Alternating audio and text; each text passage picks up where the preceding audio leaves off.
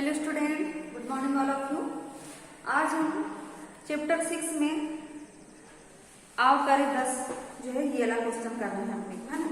सबसे पहले देखिए पेज नंबर 69 आपको निकालना है, उसमें आओ करे 10 निकालिए, है ना। कल हमने जीवन परिचय आपको बताया कि किस प्रकार से लिखा जाता है, ये हमने रामधारी सिंह दिनकर जी के बारे में बताए थे।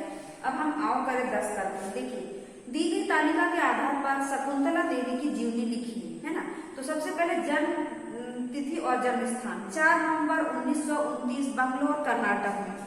पारिवारिक जीवन ये कैसी थी, रूढ़िवादी कन्नड़ गरीब ब्राह्मण परिवार में जन्मी थी। फिर शिक्षा, गरीब होने के कारण औपचारिक शिक्षा प्राप्त करने में असमर्थ, पिता के माध्यम से सार्वजनिक कार्यक्रम और रोड शो, ठीक है।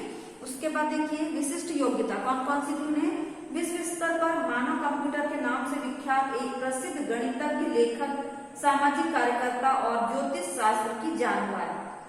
और अगला है वर्ष 16 वर्ष की उम्र में 13 अंकों की संख्या का गुणनफल उस समय के सबसे तेज कंप्यूटर को 10 सेकंड के अंतर से हराया। उसके बाद 27 सितंबर 1973 है ना, क्या करेंगे ना, बीबीसी रेडियो के कार्यक्रम की एक घटना जिसमें गणित के एक प्रश्न का उत्तर शकुंतला देवी का सही था, लेकिन रेडियो प्रस्तुतकर्ता का उत्तर गलत था। अब उसके बाद देखिए 1977 में अमेरिका में शकुंतला देवी का सामना आधुनिक तकनीकों से लैस के एक कंप्यूटर यूनिवेक से, जिसमें गणित के एक प्रश्न को हल करने में उन्हें 50 सेकंड लगे, जबकि कंप्यूटर ने 62 सेकंड लिए। अब उसके बाद देखिए 1969 मतलब 69 फिलीपींस विश्वविद्यालय द्वारा वुमेन ऑफ द ईयर की उपाधि और गोल्ड मेडल से सम्मानित। उसके बाद देखिए 1982 Guinness book of world record में शामिल, है ना।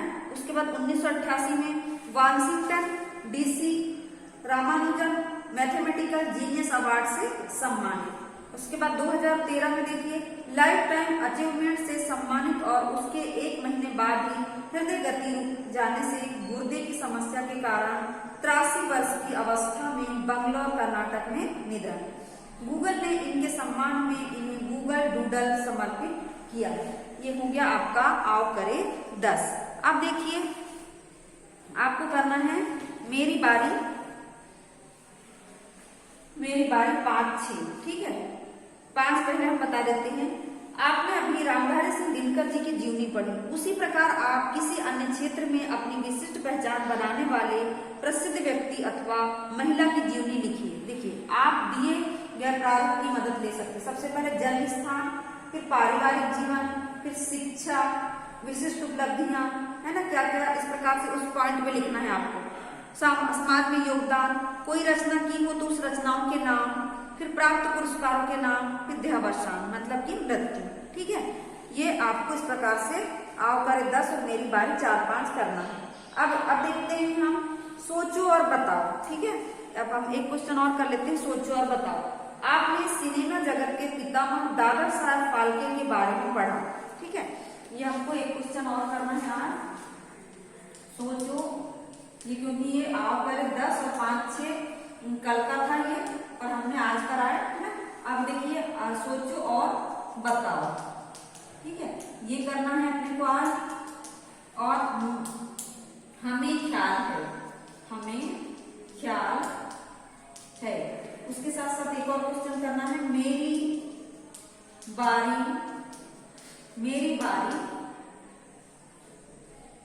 7, ठीक है। ये 3 चीज आज हमको करना है। तो सबसे पहले देखिए आपने सिनेमा जगत के पितामह दादा साहब फाल्के के बारे में पढ़ा। आप स्वयं भी बहुत से चलचित्र मतलब की फिल्म देखते होंगे, तो आइए अब मिलकर एक चलचित्र बनाने के लिए योजना निर्माण करते हैं। यानी कि फिल्म बनाने के लिए हमको क्या क्या चीजों की जरूरत पड़ती है। सबसे पहले देखिए सोचिए और बताइए कि यदि आपको एक चलचित्र बनाने का अवसर मिले, यानी पिक्चर बनाने का अवसर मिले, तो क्या करेंगे आप। सबसे पहले उसका क्या विषय या थीम होगा वो हम सोचेंगे, है ना। फिर उसका क्या नाम होगा ये हम सोचेंगे, ठीक है। जैसे कि कोई भी फिल्म बनाया, उसमें बहुत टाइम लगा, तो हमने एक 11th क्लास में एक चैप्टर पढ़ा है, उसमें उस फिल्म का नाम था अपू के साथ 2.5 साल, है ना। फिल्म का नाम देखिए, क्योंकि उस फिल्म को बनाने में 2.5 साल लगे थे, 2 साल और 6 महीने। तो क्यों लगा था, कुछ भी कारण आया था, कभी पैसों की कमी, कभी जो सीन हमको लेना है वो नहीं मिल पा रहा था, कभी बरसात हो जा रही थी, कभी जो लड़का है वो मतलब जिस छोटे बच्चे को लेना था तो उस प्रकार के बच्चे नहीं मिल पा रहे थे। तो इस प्रकार उस फिल्म को बनाने में 2.5 साल लग गए। तो वैसे ही उसका शीर्षक इसलिए क्या दे दिया गया, अपू के साथ, एक लड़के का नाम है अपू, उसके साथ में 2.5 साल, है ना। तो वैसे हमको भी हम वैसा भी कर सकते हैं। तो उसका क्या विषय या थीम होगा, उसका क्या नाम होगा, अगर फिल्म जैसे कि बनाया और ज्यादा समय लग गया तो उसका नाम क्या दे दिया, अपू के साथ 2.5 साल। वैसे ही हम भी कोई नाम दे सकते हैं। उसके बाद देखिए उसमें मुख्य किरदार अभिनेता अभिनेत्री कौन होंगे, है ना, यानी कि नायक और नायिका, यानी कि हीरो और हीरोइन। उसमें क्या क्या विशेष चीजें शामिल होगी, जैसे गाना, दृश्य, कोई विशेष इफेक्ट आदि, प्रभाव, है ना, इफेक्ट यानी होता प्रभाव।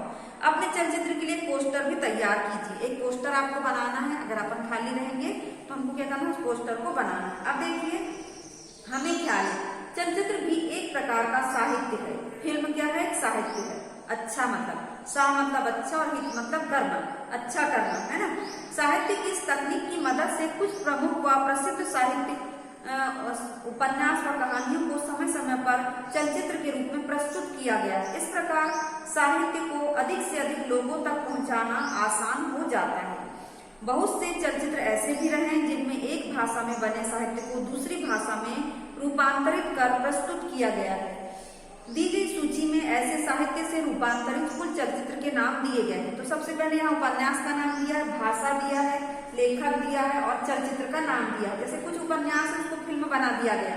जैसे सबसे पहला है साहिब बीबी और गुलाम, ये क्या है, बांग्ला भाषा का है और इसके लेखक है विमल मित्रा और इसको चलचित्र का नाम दे दिया गया, पिक्चर का नाम दे दिया गया साहिब बीबी और गुलाम। फिर one night at the call centre, ये क्या है, अंग्रेजी भाषा का है, लेखक इसके चेतन भगत है और इसको फिल्म का क्या नाम दिया गया, हेलो। उसके बाद अगला है परिणीता, एक उपन्यास है, ये बांग्ला भाषा की है, लेखक शरद चंद्र है और फिल्म का नाम भी परिणीता ही दिया गया है। कभी कभी चेंज कर दिया गया है, रूपांतरित कर दिया गया और कभी कभी वही नाम दे दिया गया है। जैसे अगली फिल्म थी द ब्लू अम्ब्रेला, ये अंग्रेजी में है, लेखक है रस्किन बॉन्ड और इसकी फिल्म का नाम वही दिया है द ब्लू अम्ब्रेला। फिर पिंजर उपन्यास है, ये हिंदी का है, अमृता प्रीतम ने लिखी है और फिल्म का नाम दिया गया पिंजर।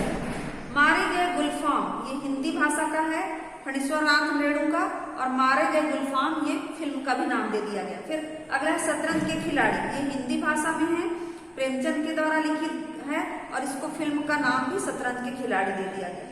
फिर देवदास है, ये बांग्ला में है, किसका लिखा हुआ, शरद चंद्र और फिल्म का नाम भी देवदास दे दिया गया। तो इस प्रकार से हम भी कोई भी उपन्यास को लेके उसकी फिल्म का बना सकते। तो अभी आपको क्या करना है, सिर्फ पोस्टर बनाना है ना, जैसा भी आपसे बनता है वो बनाना। अब देखिए सेकंड बुक आपके निकालिए 17 नंबर का पेज, उसमें देखिए मेरी बारी 6 है ना, ये मेरी बारी 6 करना है हमको, ये हमने 7 लिख दी तो इसको क्या करना है, हमको 6 करना है। ठीक, अब मेरी बारी 6 हम पढ़ के सुना रहे हैं आपको कि दिए गए गद्यांश को पढ़कर प्रश्नों के उत्तर दीजिए।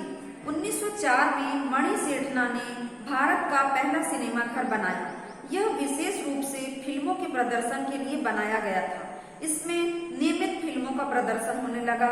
उसमें सबसे पहले विदेशों से आई 2 भागों में बनी film the life of Christ प्रदर्शित की गई। यही वो फिल्म थी जिसने दादा साहेब फाल्के को भारत में सिनेमा की नींव रखने के लिए प्रेरित किया।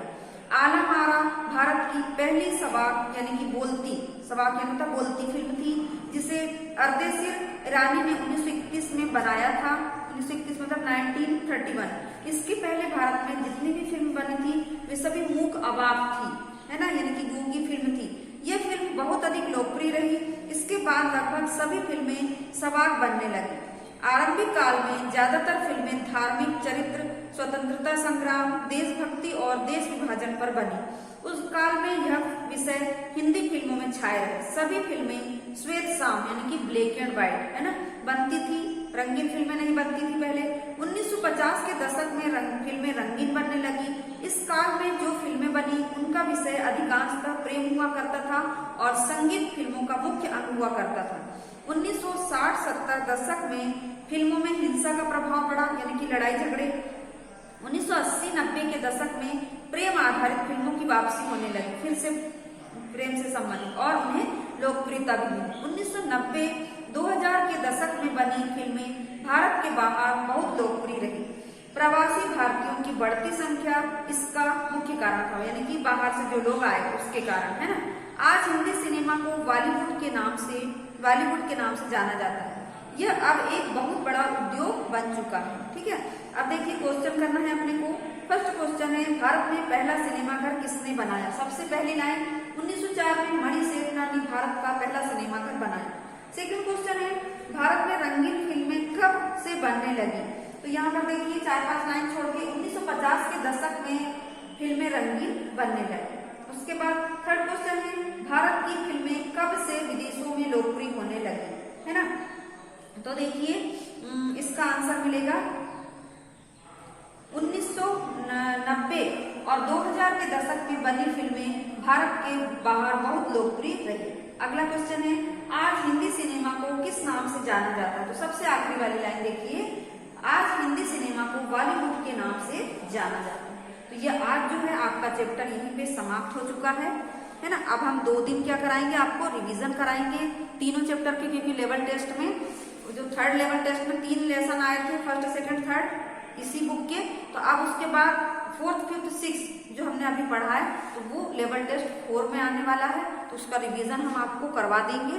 और आज की कक्षा हम यही समाप्त कर रहे हैं।